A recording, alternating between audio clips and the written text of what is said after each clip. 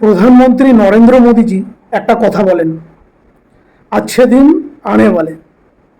কিন্তু পশ্চিমবঙ্গের নতুন মুখ্যমন্ত্রী শুভেন্দু অধিকারী হবার পর বাংলার সবথেকে বড় চোর এবং দুর্নীতিবাজ অভিষেক ব্যানার্জির বুড়ে দিন শুরু হয়ে গেছে। কেন বলছি কথাটা?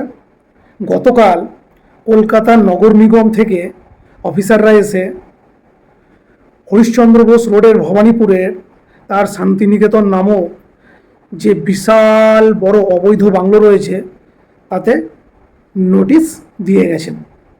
এবার তারা নোটিশ লাগানোর পর যখন চলে যায় তখন সঙ্গে সঙ্গে নোটিশটাকে রিমুভ করা হয়েছে। মানে একবার ভাবুন, নোটিশ পর্যন্ত রিমুভ করে ফেলছে। এরা মনে করছে নোটিশ রিমুভ করে ফেললেই কোনো রকম আইনত কেস হবে না। মানে একবার ভাবুন, কিছু কিছু বাচ্চারা যখন চোখ বন্ধ করে থাকে ভয়ে আর মনে করে যে চারিদিকে অন্ধকার, আমাকে কেউ দেখতে পাচ্ছে না, ঠিক এইরকম থিওরি অ্যাপ্লাই হচ্ছে। নোটিশ পর্যন্ত রিমুভ করে ফেলছে। নোটিশ একটা ছিলুক আর পাঁচটা, দরকার পড়লে তারা সাইনবোর্ড টানিয়ে দিয়ে যাবে বাংলোর সামনে, তাতে কি আছে।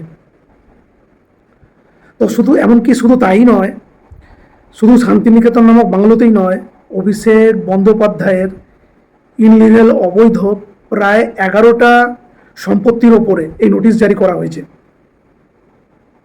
মানে ভাবুন, যে এই মানুষটা কথায় কথায় সবাইকে চ্যালেঞ্জ দিয়ে বেরোতো, তোকে দেখে নেবো, তোকে দেখে নেবো, ওকে দেখে নেবো, অমুক ডেটে দেখে নেবো, বিশাল কথায় কথায় চ্যালেঞ্জ সর্বদা।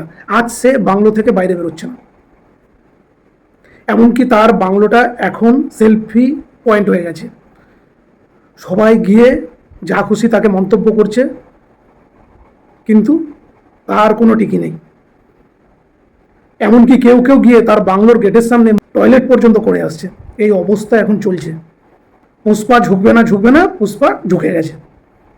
পুলিশ একই রয়েছে, শুধু জাস্ট সরকারটা পরিবর্তন হয়েছে। 15 থেকে 20 দিনের মধ্যে রেজাল্ট আমরা দেখতে পাচ্ছি।